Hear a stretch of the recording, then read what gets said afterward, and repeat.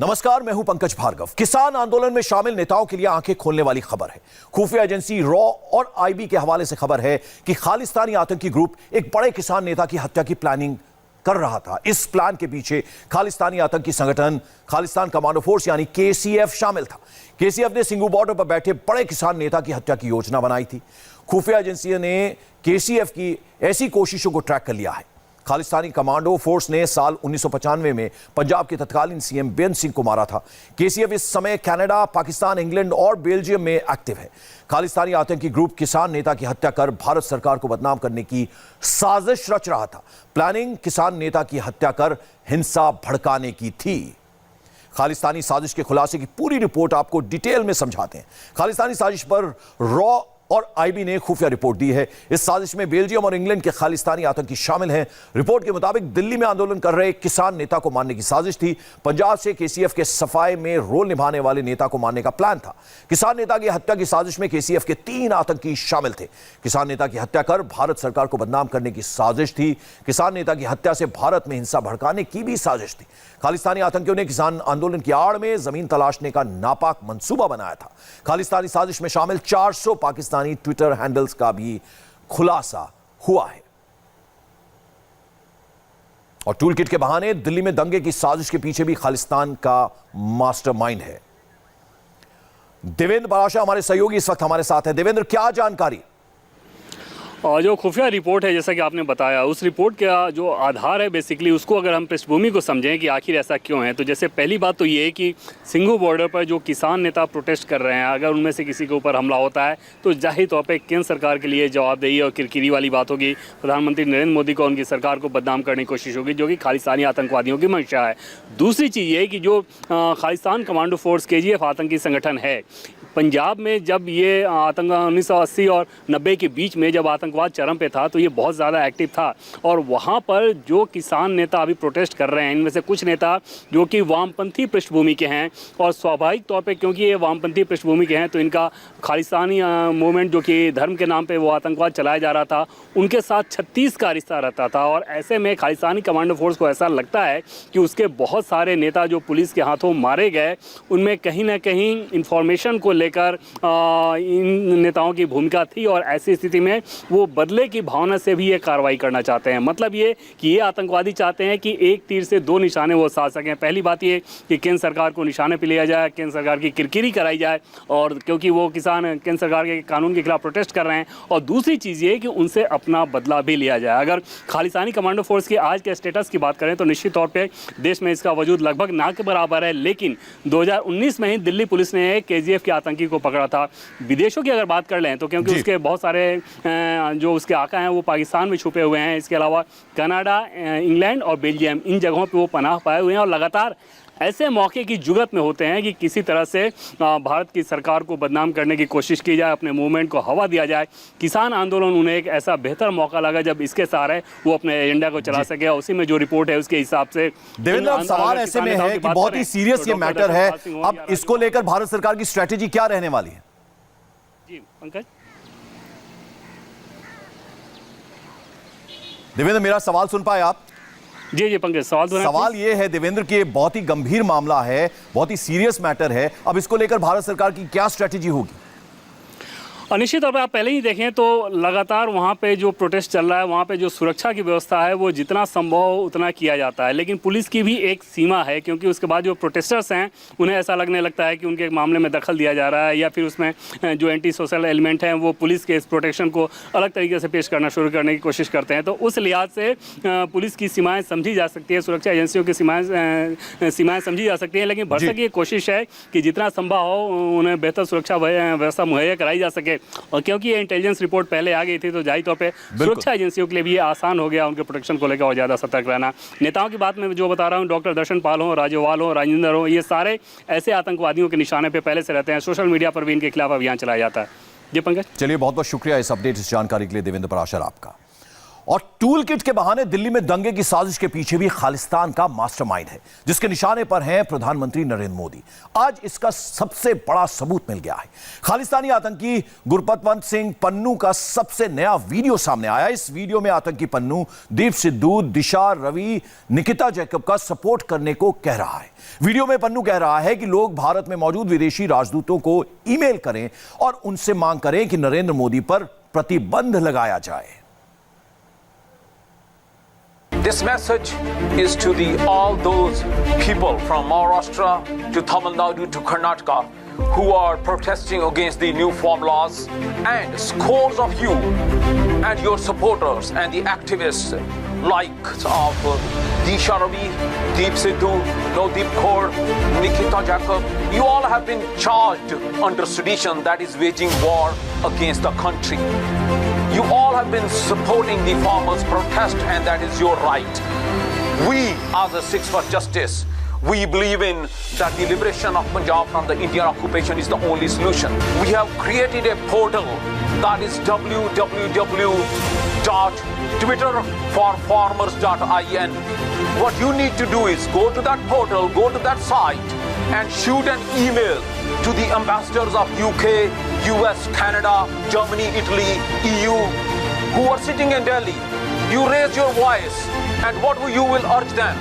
Urge them to sanction Modi, to sanction this Modi the way they did before. इस बीच आपको बता दें 26 जनवरी को लाल किले में जो दंगे हुए उसकी एक एक परत अब खुल रही है। हिंसा की तस्वीरों को खंगालने के बाद मोस्ट वांटेड बेनकाब हुए हैं। इन्हीं शहरों में से एक मनिंदर सिंह उर्फ मोनी को आज पुलिस ने अरेस्ट कर लिया। मनिंदर सिंह मोनी वही शख्स है जिसने लाल किले पर तलवार भांज रहा था और दिल्ली के स्पेशल सेल ने इस मोस्ट वांटेड मोनी को गिरफ्तार कर लिया है। पुलिस को मनिंदर के स्वरूप नगर वाले मकान से 4 फीट और 3 फीट की 2 तलवारें भी मिली हैं। पुलिस की पूछताछ में मनिंदर ने कबूल किया कि वो सिंगू बॉर्डर पर किसान आंदोलन में जाता था और फेसबुक पोस्ट देखकर उसको गुस्सा आता था। तो आपको बता दें कि 26 जनवरी की हिंसा में शामिल था और इसे आज दिल्ली पुलिस ने गिरफ्तार कर लिया है। मोनी सिंह ने लाल किले पर तलवार लहराई थी। तस्वीरों में साफ वो नजर आ रहा था। उसके स्वरूप नगर वाले घर से 2 तलवारें भी बरामद हुई हैं। स्पेशल सेल, दिल्ली पुलिस की स्पेशल सेल ने इसे गिरफ्तार कर लिया है। तो 26 जनवरी को जिस तरह से तलवार भांजता हुआ ये नजर आया था, आज मोनी को दिल्ली पुलिस की स्पेशल सेल ने गिरफ्तार कर लिया है। और तस्वीरों में आप देख रहे हैं किस तरह से 26 जनवरी को इसने वहां पर तलवारें लहराई थी और इसकी आज गिरफ्तारी हुई है। स्वरूप नगर जहां इसका घर है, इसके घर से 2 तलवारें भी बरामद हुई हैं। तो आरोपी मनिंदर, जिसने लाल किले पर तलवारें लहराई थी, उसे आज दिल्ली पुलिस की स्पेशल फोर्स ने अरेस्ट कर लिया है। और किसान आंदोलन की गूंज अब पश्चिम बंगाल में भी सुनाई देगी। किसान नेता राकेश टिकैत ने पश्चिम बंगाल में किसान पंचायत करने का ऐलान किया है। किसानों ने अब बंगाल चलो का आह्वान किया है। किसान कानूनों के खिलाफ दिल्ली बॉर्डर पर 84 दिन से किसान जमे हैं। सरकार और किसानों के बीच 11 दौर की बातचीत हो चुकी है, लेकिन अभी बात नहीं बनी है। अब किसानों ने अपने आंदोलन का रुख बंगाल की तरफ मोड़ दिया है। किसानों ने अब बंगाल चलो का आह्वान किया है। इंडिया टीवी संवाददाता अर्चना सिंह से बात करते हुए टिकैत ने और क्या कुछ कहा, आइए वो जरा सुन लेते हैं। आंदोलन ने तेजी पकड़ी 28 तारीख के बाद, लेकिन अब यहाँ पर टेंट खाली नजर आते हैं, लोग कम नजर आ रहे हैं। ऐसा क्यों है? क्या लोगों का समर्थन कम हुआ है? लोगों का कोई समर्थन कम नहीं है। अपने लोग खेतों में काम भी करेंगे, यहाँ पे भी देखेंगे, ब्याह शादी भी करेंगे, सारे काम करेंगे। महापंचायत हो रही है जगह जगह, आप हर जगह महापंचायत पे जा रहे हैं, वहाँ भारी भीड़ दिखती है, लेकिन कहा जाता है वहाँ के लोग यहाँ आएंगे, लेकिन यहाँ पर दिखते नहीं है। फिर ऐसा नहीं ना कहा, उन्हें ये कहा कि अपना निगाह रखो आंदोलनों पे, अपना खेत पे भी नजर रखो और आंदोलन पे भी निगाह रखो। पश्चिम बंगाल में आप लोग जा रहे हैं, पश्चिम बंगाल के किसानों की क्या समस्याएं हैं? क्योंकि वहाँ जो किसान सम्मान निधि है वो भी वहाँ के किसानों को नहीं मिल पा रही, जो केंद्र की योजना है। हाँ, तो केंद्र की योजना वहाँ बात करेंगे सरकार से, वहाँ की भी क्यों नहीं मिल रही वो भी बात करेंगे। वहाँ पे धान भी ठीक उस पर नहीं बीत रहा, वहाँ का जो फिशरीज का जो किसान है उसको भी प्रॉब्लम है। वहाँ पे जाएंगे, वहाँ पे बात करेंगे, सरकार से भी बात करेंगे। और वहाँ चुनाव भी हैं, जो भी नई सरकार आओगी अपने घोषणा पत्र में डाल लोगे क्या क्या करोगे। आप क्या वहाँ की सरकार के समर्थन से ये किसान आंदोलन वहाँ चलाएंगे या फिर सरकार से सवाल करने जाएंगे? सरकार से भी सवाल करेंगे, केंद्र से भी करेंगे, उनसे भी करेंगे, सबसे करेंगे। तो वहाँ पर क्या आप किसी दल का समर्थन लेंगे? क्या होगा, किस तरह का ना, हम किसी दल से हमारा कोई मतलब नहीं। क्या चुनावों को देखकर पश्चिम बंगाल जाने की योजना बनाई है? हमारे पे बैन है, अब हम नहीं जा सकते। हम तो जाएंगे, जब चुनाव होगा जब भी जाएंगे, चुनाव के बाद में भी जाएंगे और पहले भी जाएंगे। लेकिन संयुक्त किसान ने जो मंच है आपका, उसके नेता कह रहे हैं कि हम कहेंगे कि बीजेपी को वोट ना दो, बीजेपी के लोगों को हराओ। तो इसका मतलब क्या कि पार्टी पॉलिटिक्स में भी आप आ रहे हैं? ना हम नहीं आ रहे पार्टी पॉलिटिक्स में। किसान नेता से क्या राजनेता बनने का देख रहे हैं 2024 तक? ना हमें चुनाव तो आप पहले भी लड़ चुके हैं। ना हमें कोई राजनेता नहीं बनना, तो चुनाव तो बीमारी है लड़ना। तो ये बीमारी अब नहीं होगी, कैसे पता? अब नहीं होने की, अब नहीं होने की, अब नहीं होगी ना। क्या इलाज हो गया इसका? हाँ, चुनाव तो बीमारी है लड़ना चुनाव। लेकिन नहीं लगता कि अगर संसद में होंगे, विधानसभा में होंगे, तो वहाँ कानून बनते हैं। जिस बात की मांग आप यहाँ बैठकर कर रहे हैं, वहाँ शायद आप ज़्यादा जोर से, ज़्यादा स्ट्रॉन्ग तरीके से अपनी बात को रख पाएंगे और कानून बना पाएंगे अपनी तरीके के। नहीं, सड़क पर आंदोलन होगा तो संसद बोल लगा, सड़क पर आंदोलन मजबूत रहना चाहिए, तो संसद अपने आप बोलता है फिर। तो अब ये साफ है कि राकेश टिकैत चुनाव नहीं लड़ेंगे, संसद नहीं जाएंगे, विधानसभा नहीं जाएंगे, वो सड़क पर ही आंदोलन करेंगे, आंदोलन करेंगे, सरकार को मजबूर करेंगे। हाँ, मजबूर करेंगे। एक तरफ राकेश टिकैत किसान आंदोलन को देश के कोने कोने में पहुंचाने की बात कर रहे हैं, तो वहीं दूसरी ओर गाजीपुर बॉर्डर पर किसानों के टेंट खाली दिखने लगे हैं। धीरे धीरे आंदोलन फीका पड़ने लगा है। अर्चना सिंह की एक और रिपोर्ट देखिए। किसान आंदोलन को 84 दिन हो चुके हैं। ये गाजीपुर बॉर्डर की तस्वीर है, 85वें दिन की हम आपको दिखा रहे हैं। ये NH9 के नीचे का एरिया है जहां पर किसान हैं, और ये ऊपर जो है वहां पर फ्लाईओवर पर मंच बना हुआ है। लेकिन अब यहाँ की तस्वीर आपको कुछ बदली नजर आएगी। पहले यहाँ पर आपको जितनी संख्या में लोग नजर आते थे, नहीं है अब। हालांकि किसान नेताओं का कहना है, राकेश टिकैत का कहना है कि लोग आ रहे हैं और जा रहे हैं ग्रुप्स में, क्योंकि किसानों को अपनी खेती का काम भी करना है और वो काम प्रभावित ना हो, इसीलिए यहाँ पर किसानों की संख्या सीमित दिखाई दे रही है। लेकिन आप कई जगह देखेंगे जहाँ पर पहले भारी भीड़ होती थी, लंगर है, वहाँ लंबी लंबी लाइनें होती थी, टेंट में लोग भरे होते थे। अब आपको वो जगह खाली नजर आएगी। तो यहाँ पर तमाम किसान जो इस वक्त हैं उनसे हम बात करते हैं। ये बताइए, यहाँ पर पहले से संख्या कुछ कम नजर आ रही है, ऐसा क्यों? ये धरना लंबा चलेगा, तो अब हमारी गन्ने की बुआई चल रही, फसलों का सरसों की कटाई चल रही, तो अब हम लोगों ने, हम हरदोई जिला से, हमने अब रोटेशन बना दी है। पहले हमारा हरदोई का 100 आदमी, 150, 200 आदमी भी यहाँ होता था। अब हरदोई को 20 आदमी का बंटवारा दिया गया। 20 आदमी हमारे परमानेंट, अभी भी गिनती कर लो, चाहे 20-20 आदमी करके ऐसे रोटेशन लंबी चलती रहेगी, ऐसे ऐसे कम आदमी नहीं होएगा। आप कहाँ से?